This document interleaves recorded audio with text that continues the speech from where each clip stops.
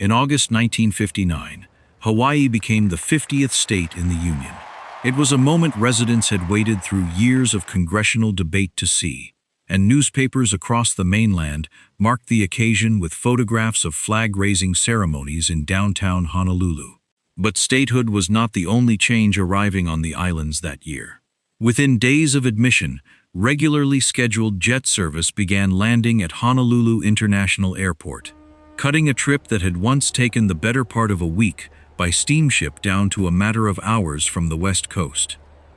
For a territory whose economy had rested for generations on sugar and pineapple, the arrival of jet travel signaled something larger than a faster commute. It meant Honolulu was, for the first time, within easy reach of an ordinary vacation. Accounts from the era describe visitor numbers standing at roughly 250,000 at the start of the decade, and records from this period show that figure climbing steadily through the mid-1960s as jet service expanded and airfares fell within range of middle-class travelers who had once only dreamed of an island trip. Every one of those new arrivals needed a way from the airport into the city, and in 1959, that job belonged almost entirely to Honolulu's taxi drivers. There was no rail line connecting the airport to Waikiki, no shuttle network built for tourists, just a line of sedans waiting at the curb outside the terminal, engines idling in the trade wind heat, drivers watching the sky for the next incoming flight. The airport itself was still adjusting to its new role. Terminal buildings designed for an earlier, slower era of propeller planes and modest passenger counts now had to absorb jetliners carrying more people than had arrived on some entire ocean liners a decade earlier.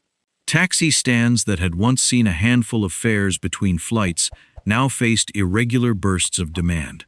Quiet stretches followed by a rush of 100 or more passengers stepping off a single aircraft, all needing a ride within minutes of each other. For the drivers working that curb, the job in 1959 looked less like the steady, familiar routine of a mainland taxi stand and more like a system being built in real time. There was no established rhythm yet for jet-age Honolulu, no settled sense of how many taxis a single incoming flight required, or how quickly a line of idle cabs could be expected to clear once a plane emptied out. What existed instead was improvisation. Drivers learning flight schedules by watching the sky, dispatchers and stand attendants working out, month by month, how to keep the curb moving as the crowds kept growing. The jets themselves were part of the story. The new aircraft entering trans-Pacific service were faster and far larger in passenger capacity than the propeller planes they replaced, and airlines expanding their Pacific routes in these years found a ready market of mainland travelers newly curious about a state that, until a few months earlier, most Americans could not have located confidently on a map. Statehood had put Hawaii on the front page. Jet service put it within a single day's travel. Together, the two events did more to reshape the island's economy than either might have done alone, and nowhere was that reshaping more immediately visible than at the taxi stand outside the terminal, where a handful of drivers found themselves, almost without warning, at the very front edge of a tourism boom, still gathering speed. This is the story of that curb, the taxi stand outside Honolulu International Airport in the earliest years of the jet age, when a distant Pacific territory became both a new American state and, almost overnight, one of the country's most sought-after vacation destinations. The taxi stand outside Honolulu International Airport in the early 1960s was not a single formal structure the way a train station stand might be. It was closer to a working curb, a stretch of pavement outside the terminal doors, where cabs queued nose to tail, waiting their turn to pull forward, as passengers came through with steamer trunks, hard-sided suitcases, and the occasional box of lease picked up just past the gate. A stand attendant, or sometimes simply the most senior driver present, kept some rough order to the line, waving cars forward one at a time as fares appeared. Fleets serving the airport were a mix of independent owner-operators and small local companies. Their sedans a step behind the newest Detroit models, but well-suited to island driving. Durable, easy to maintain in the salt air, and roomy enough in the trunk for a family's worth of luggage. Drivers kept a mental map, not just of Waikiki's hotel row, but of side streets, service entrances, and shortcuts that could shave a few minutes off a run during the afternoon crush, when 3 or 4 flights might land within the same hour. Knowing the flight schedule was as much a part of the job as knowing the streets. Drivers who worked the airport regularly learned which mainland routes tended to arrive full and which came in lighter, when a Sunday afternoon meant a wall of returning kamaina and outbound tourists moving in opposite directions, and when a weekday morning might leave the stand nearly empty for an hour at a stretch. Some drivers preferred the unpredictability of the airport route precisely because of this rhythm, long lulls broken by a sudden, profitable rush, rather than the steadier but slower pace of downtown fares. For passengers, the taxi stand was often their very first encounter with the islands beyond the airport terminal itself. A driver's greeting, his patience with an unfamiliar tipping custom, his willingness to point out a landmark on the drive into town. These small moments shaped a visitor's first impression of Honolulu as much as any postcard view of Diamond Head. Accounts from hotel and tourism records of the period described the taxi ride from the airport as an informal welcome, arriving before the lay greeting and the hotel check-in, sometimes even before the visitor had fully adjusted to the heat and the unfamiliar, floral-scented air outside the terminal doors. By the middle of the decade, as jet service expanded further and visitor totals kept climbing, that curb had become one of the busiest points of contact between Hawaii's older, slower island rhythms and the fast-moving jet-age economy arriving to reshape them.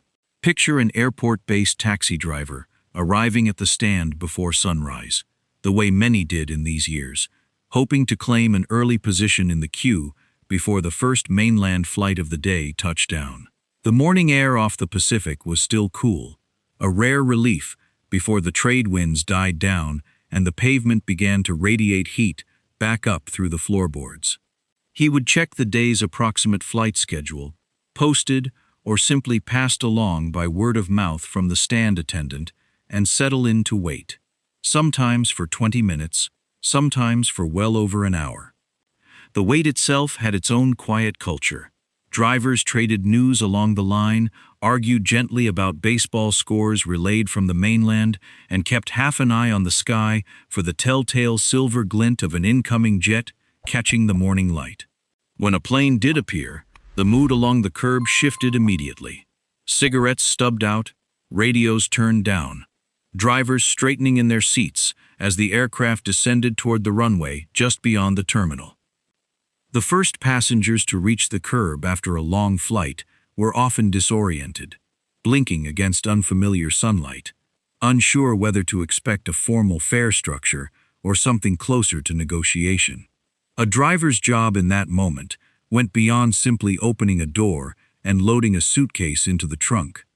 It meant reading a passenger's fatigue after a 5-hour flight, offering a first orientation to the island in a sentence or two, and getting them settled for the ride ahead without wasting the moment that a competing driver further back in line might otherwise have used to poach an impatient fare. Loading was its own small art. Steamer trunks and golf bags, common among visitors staying for extended mainland-style vacations, had to be arranged carefully in trunks that were, by later standards, modest in size. A driver who could load a family's luggage quickly and securely, without repeated trips back to the curb, kept the line behind him moving and earned a small measure of goodwill that sometimes turned into a better tip at the other end of the ride. By mid-morning, with 2 or 3 flights already processed, the rhythm of the stand had usually settled into something a driver could actually plan around. A loose sense of when the next lull would come, and how long it might last before the cycle of waiting and sudden activity began again. The drive from the airport into Waikiki became, for many visitors, their first real look at the island beyond the terminal grounds. And drivers understood, whether they framed it this way or not, that they were narrating that first impression. The route in the early 1960s ran past working harbor and industrial stretches near the airport before opening into denser city blocks, and then, as the car neared the shoreline, into the palm-lined approach that visitors had seen in travel posters, and now, for the first time, were seeing for real through a taxi window. Passengers asked the questions a driver on this route came to expect almost by rote. How far to the hotel?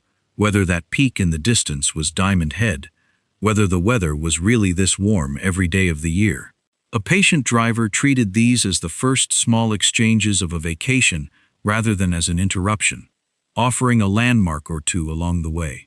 A glimpse of the harbor, a mention of a beach worth a walk after check-in, while keeping the car moving through the mid-morning traffic that grew heavier with each passing flight. That traffic itself told its own story. Waikiki in these years was visibly under construction. Cranes and steel framework rising along streets that had, only a few years earlier, held far fewer hotels of far more modest height.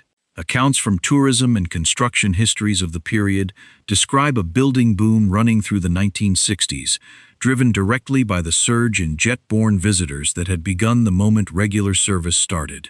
A driver making this same run week after week could watch the skyline change in something close to real time. A new structure, a little further along on each trip past a given corner. For a driver, this stretch of road was also where the workday's real variability lived. A ride that might take 15 unhurried minutes in the early morning could stretch past half an hour once midday traffic, construction detours, and the sheer volume of incoming visitors combined. Fares on this route were not, by most accounts, especially high, but their volume, flight after flight, day after day, as visitor numbers kept climbing through the decade, was what made the airport to Waikiki run one of the most reliably worked routes on the island, even as it demanded a driver's full attention through a corridor that rarely stayed the same for very long. Arriving at a Waikiki hotel in these years meant entering a small, informal system of its own, one built around the relationship between taxi drivers and hotel doormen. A doorman's job included managing the flow of arriving guests, and a driver who unloaded quickly, handled luggage carefully, and stayed on good terms with the staff at a given property, often found himself waved back into a favorable spot in line the next time he pulled up. It was not a formal arrangement in most cases, simply a working courtesy that made both jobs easier. But drivers who worked the hotel circuit regularly could describe, property by property, which doorman ran a tight, efficient curb and which one let the taxi line back up into the street. New hotels opening through the decade meant new relationships to build and new curb layouts to learn. A driveway that curved differently than expected. A loading zone tucked around the side rather than facing the street. A bellman station positioned to catch guests before they even reached the taxi line. Drivers who adapted quickly to these changes and who kept a working sense of which properties tended to generate return airport fares later the same day found an edge in a business where efficient use of time mattered as much as any single fare. The return trip was where a driver's real earning depended on timing and instinct rather than the more predictable rhythm of the inbound airport run. A guest checking out and needing a ride back to catch an afternoon flight might flag a cab directly from the hotel entrance, but many drivers preferred to reposition toward the airport ahead of a known departure bank, betting on volume over waiting for a single hotel fare to materialize. Others built loose relationships with front desk staff who might tip them off to a checkout rush before it appeared at the curb. Between these two ends of the route, airport arrivals in the morning, hotel departures building through the afternoon, a driver's day took its actual shape. It was not the single dramatic run that appears in a highlight reel of city taxi lore, but a repeated, practiced cycle, curb to curb, terminal to hotel and back again, dozens of times across a shift. Each trip a small transaction in a tourist economy that was, through these years, growing faster than almost anyone on the ground could fully anticipate. As the sun went down over Waikiki, the rhythm of the taxi trade shifted again. Daytime work had been dictated almost entirely by flight arrivals and hotel checkouts. The night shift answered to a different clock, shaped by dinner reservations, luau shows, nightclub sets, and the simple fact that a growing number of visitors wanted to see more of the island after dark than a hotel bar could offer. Drivers who preferred nights described a slower, more conversational pace than the airport rush. Fewer passengers per hour, but often longer rides, and, on a good evening, better tips from visitors relaxed after a full day of vacation. This nighttime economy was, in its own way, a direct continuation of the daytime story of statehood and jet arrivals. Hawaii's shift away from sugar and pineapple did not happen only at the docks and in the fields. It happened in the reassignment of labor across the islands, as jobs tied to agriculture gave way, gradually, to jobs tied to serving visitors. A taxi driver working a Waikiki night shift in the mid-1960s was, in a real sense, part of that same broader economic turn. One more set of hands redirected from the old plantation economy toward the new one arriving by jet. Late in the evening, the taxi stand outside a nightclub or restaurant took on its own character, distinct from the airport curb. Passengers here were often locals as much as tourists, and the destinations skewed toward other nightlife spots rather than hotels, giving drivers a fuller sense of Honolulu's after-dark map beyond the tourist corridor. A driver working this circuit came to know not just Waikiki's front-facing hospitality strip, but the quieter blocks behind it, where residents and visitors alike found their way home after the shows and restaurants closed. The latest fares, arriving well past midnight, tended to be a mix of night shift hospitality workers heading home themselves and a smaller number of visitors unable or unwilling to keep mainland hours. For a driver closing out a long shift, these final rides carried a different weight than the brisk, transactional pace of the morning airport line. A quieter close to a day built, start to finish, around moving a jet-age island economy's arrivals and departures, one passenger at a time. Behind the day-to-day work of any single driver sat a looser, less formal system than the medallion structures that govern taxi fleets in cities like New York or Chicago. Honolulu's taxi trade through the 1960s ran on a mix of city permits, independent ownership, and small companies operating a handful of cars each, rather than a single centralized authority controlling every plate on the island. Records from the period describe a regulatory framework still catching up to the pace of the tourism boom itself, rules written for a smaller, slower pre-war taxi trade, now being tested by jet-age passenger volumes that planners a decade earlier could not have anticipated. Fares were metered, as in most American cities of the era, but the real organizing force on the airport and hotel routes was less the meter than the informal queue system worked out among drivers and stand attendants. There was no dispatch radio network of the scale seen in mainland cities. A driver's information about where the fares were came largely from direct observation, word passed along the stand, and an accumulated sense of the island's flight and event schedule built up over months and years on the job. What this decentralized system lacked in formal structure, it made up for in adaptability. As Waikiki's hotel count climbed and new properties opened along stretches of road that had been comparatively quiet just a few years before, drivers and stand attendants adjusted the informal queue on their own terms, without waiting for a citywide regulatory body to catch up. This flexibility mattered enormously in a period when the underlying facts on the ground, visitor totals, hotel room counts, flight frequency, were changing from one year to the next, faster than most municipal systems were built to track. By the middle of the decade, the shape of that system had become, in effect, jet-age Honolulu's answer to the question every growing tourist city eventually faces. How do you move an unprecedented number of arriving strangers through a city built for a much smaller population, using infrastructure designed for an earlier and slower era? The taxi stand outside the airport and the loose network of drivers and hotel curbs it fed into Was the answer Honolulu built for itself in real time? Not through a single planning document, but through thousands of individual trips, repeated daily, that gradually settled into a working rhythm. Vehicles on the airport and hotel routes were, by most accounts, ordinary American sedans of the period rather than any specialized taxi model built for the islands. Durable four-door cars, roof-mounted taxi signs, and meters installed to meet city fare regulations, but otherwise indistinguishable from cars used for private transport elsewhere in Honolulu. This was a practical choice as much as anything.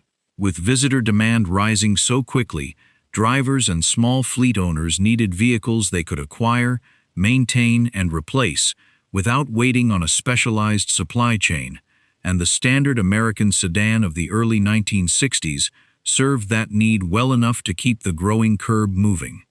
By 1966, the numbers told a story that would have been hard to imagine from the airport curb of 1959. Visitor totals had roughly doubled in 7 years. Sugar and pineapple had begun their long retreat as the island's defining industries, and Waikiki's skyline bore little resemblance to the low-rise strip of hotels that had greeted the very first jet arrivals. None of that transformation happened without a way to move people from the runway to the room, and for most of the decade, that job rested on taxi drivers working a curb that had, essentially, built its own systems as it went.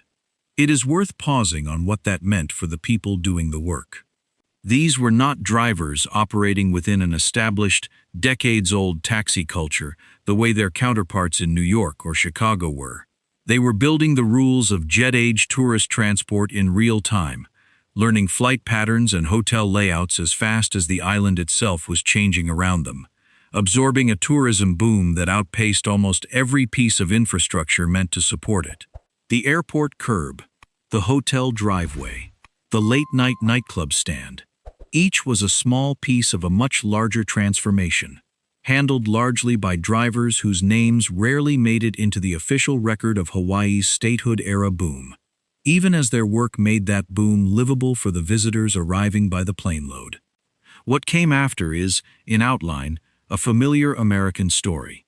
Later decades brought larger hotel shuttle operations, rental car counters expanding at the airport, and eventually the same rideshare platforms that reshaped taxi work across the mainland.